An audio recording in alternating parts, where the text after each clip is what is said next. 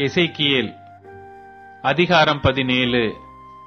கர்த்தருடைய வார்த்தை எனக்கு உண்டாகி அவர், மனுபுத்திரனே, நீ இஸ்ரவேல் வம்சத்தாருக்கு ஒரு விடு கதையையும் உவமையையும் கூறி சொல்ல வேண்டியது என்னவென்றால், கர்த்தராகிய ஆண்டவர் சொல்லுகிறார், பெரிய செட்டைகளையும் நீளமான இறகுகளையும் உடையதும் பல வருணமான இறகுகளால் நிறைந்ததுமாகிய ஒரு பெரிய கழுகு லீபனோனில் வந்து ஒரு கேதுருவின் நுனி கிளையை பிடித்து அதன் இளங்கிளையில் உள்ள கொழுந்துகளை கொய்து அதை வர்த்தக தேசத்துக்கு கொண்டு போய் அதை வர்த்தகருடைய நகரத்தில் வைத்தது. தேசத்தின் விதையில் ஒன்றை எடுத்து அதை பயிர் நிலத்திலே போட்டு அதை எடுத்து மிகுந்த தண்ணீர் ஓரத்திலே பத்திரமாய் நட்டது. அது துளிர்த்து படர்ந்து தாழ்ந்த அடிமரமுள்ள திராட்சை செடியாயிற்று. அதன் கொடிகள் அந்த கழுகுக்கு நேராகவும் அதன் வேர்கள் அதன் கீழாகவும் இருந்தன. இவ்விதமாய் அது திராட்சை செடியாகி கிளைகளை வீசி கொப்புக்களை விட்டது. அன்றியும் பெரிய செட்டைகளையும் திரளான இறகுகளையும் உடைய வேறொரு பெரிய கழுகு இருந்தது. இதோ, அது தன் நடவாகிய பாத்திகளிலிருந்து அதற்கு தண்ணீர் பாய்ச்சும்படி இந்த திராட்சை செடி அதற்கு நேராக தன் வேர்களை விட்டு அதற்கு நேராக தன் கொடிகளை வீசினது. கொப்புகளை விடுகிறதற்கும் கனியை தருகிறதற்கும் மகிமையான திராட்சை செடி ஆகிறதற்கும் இது மிகுந்த தண்ணீர்களின் ஓரமாகிய நல்ல நிலத்தில் நடப்பட்டிருந்தது.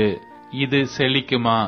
இது பட்டு போகத்தக்கதாய் ஒருவன் இதன் வேர்களை பிடுங்காமலும் இதன் கனியை வெட்டாமலும் இருப்பானோ? துளிர்த்த எல்லா இலைகளோடும் இது பட்டு போகும். இதை வேரோடே பிடுங்கும்படி ஒருவன் பலத்த புயத்தோடும் திரண்ட ஜனத்தோடும் வர தேவையில்லை. இதோ, நடப்பட்ட இது செழிப்பாயிருக்குமோ? கொண்டல் காற்று இதன் பேரில் படும்போது இது வாடி உலர்ந்து போகாதோ? இது நடப்பட்ட பாத்திகளிலே வாடிப்போம் என்று கர்த்தராகிய ஆண்டவர் உரைக்கிறார் என்று சொல் என்றார்.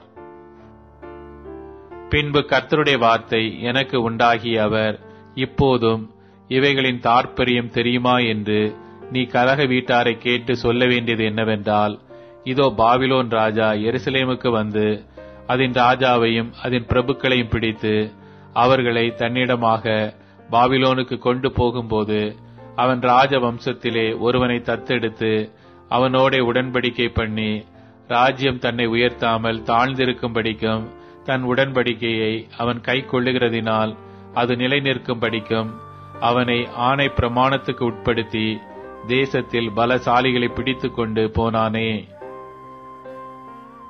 இவன் அவனுக்கு விரோதமாய் கலகம் செய்து தனக்கு குதிரைகளையும் அநேகம் ஆட்களையும் அனுப்ப வேண்டும் என்று தன் ஸ்தானாபதிகளை எகிப்துக்கு அனுப்பினான். இப்படிப்பட்டவனுக்கு வாய்க்குமோ? இப்படி செய்கிறவன் தப்பித்துக் கொள்வானோ? உடன்படிக்கையை முறித்தவன் தப்பித்துக் கொள்வானோ? தன்னை ராஜாவாக ஏற்படுத்திய ராஜாவினுடைய ஆணையை அசட்டை பண்ணி அவனுடைய உடன்படிக்கையை முறித்து போட்டவன் அந்த ராஜாவினுடைய ஸ்தானமாகிய பாபிலோன் நடுவிலே அவன் அண்டையில் இருந்து மரணமடைவான் என்று என் ஜீவனை கொண்டு சொல்லுகிறேன் என்று கர்த்தராகிய ஆண்டவர் சொல்லுகிறார். அவன் அநேகம் ஜனங்களை நாசம் பண்ணும்படி அணை போட்டு கொத்தளங்களை கட்டும்போது பார்வோன் பெரிய சேனையோடும் திரளான கூட்டத்தோடும் வந்து இவனுக்காக யுத்தத்தில் உதவ மாட்டான்.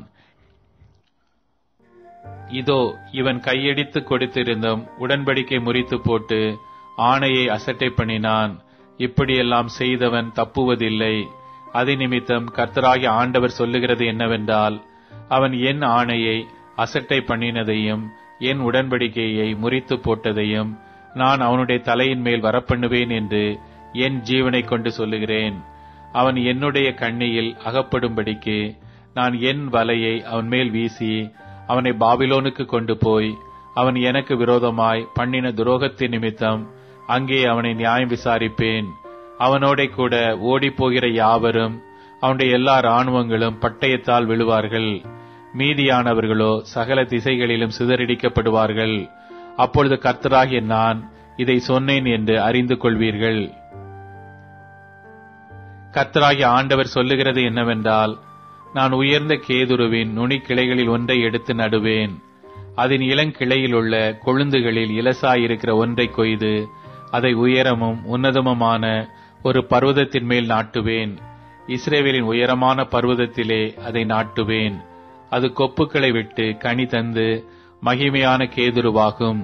அதன் கீழே சகலவித பட்சி ஜாதிகளும் தங்கி அதன் கிளைகளின் நிழலிலே தாபரிக்கும்.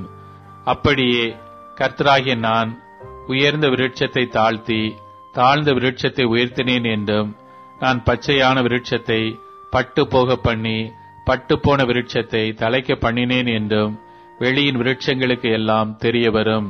கர்த்தராகிய நான் இதை சொன்னேன், இதை நிறைவேற்றினேன் என்று உரைத்தார் என்று சொல் என்றார்.